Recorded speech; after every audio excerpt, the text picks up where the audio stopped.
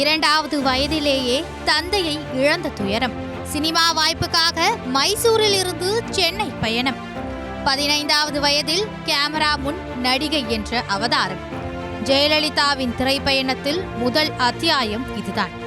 இன்னும் சொல்ல போனால் இவ்வளவுதான். ஆனால் அதன் பின்னர் நடந்ததெல்லாம் சாதாரண ஒரு நடிகைக்கான வாழ்க்கை அல்ல. சரித்திரத்தில் என்றென்றும் நிலைத்திருக்கக்கூடிய மாபெரும் சாதனைகள். தாய் வேதவள்ளியின் துணையும் துணிச்சலான தன்னம்பிக்கையும் ஜெயலலிதாவை யாருமே எதிர்பார்க்காத சிம்மாசனத்தில் ஏற்றி வைத்து அழகு பார்த்தது. தமிழில் வெண்ணிற ஆடை திரைப்படம் மூலம் நடிகையாக அறிமுகமான ஜெயலலிதாவிற்கு அடுத்தடுத்து வாய்ப்புகள் கிடைக்க நடிப்பில் ரொம்பவே பிஸியானார். முக்கியமாக எம்ஜிஆர், சிவாஜி என இரு ஜாம்பவான்களும் ஜெயலலிதாவையே தங்களது படங்களில் ஹீரோயினாக நடிக்க வைக்க விரும்பினர். 1000ல் ஒருவன், அடிமை பெண், காவல்காரன், நம் நாடு என எம்ஜிஆர் ஜெயலலிதா கூட்டணியில் வெளியான சூப்பர் ஹிட் படங்களின் பட்டியல் மிக பெரியது. அதேபோல் ஜெயலலிதாவும் சிவாஜியும் இணைந்து 17 திரைப்படங்களில் நடித்துள்ளனர்.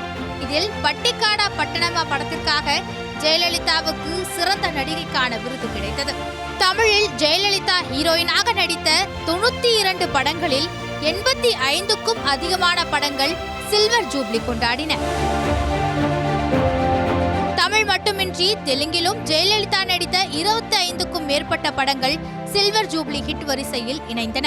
இத்தனை வெற்றிகளுக்கும் ஜெயலலிதாவின் தனித்துவமான நடிப்பு மட்டும் காரணமாக இல்லாமல் அவரது கடின உழைப்பும் அர்ப்பணிப்பும் பெரும் பலமாக அமைந்தது.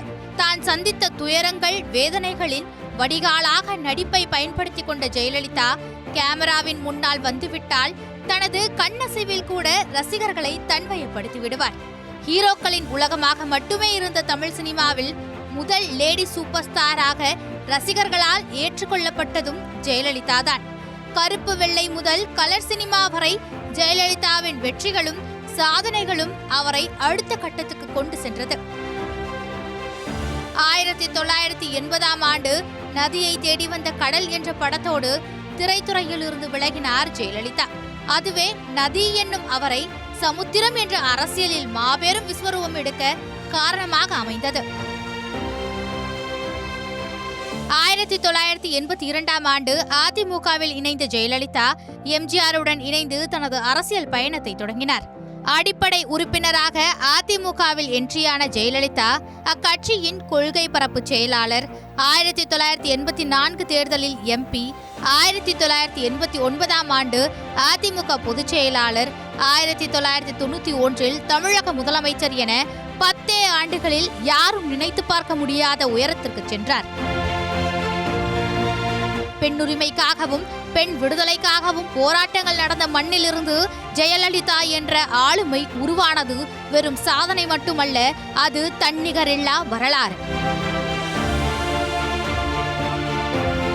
இப்படி காலச்சக்கரத்திலும் தமிழக மக்களின் மனங்களிலும் என்றென்றும் நினைவில் நிற்கும் ஜெயலலிதாவின் நினைவு நாளில் அவரது பெருமைகளை போற்றுவோம்.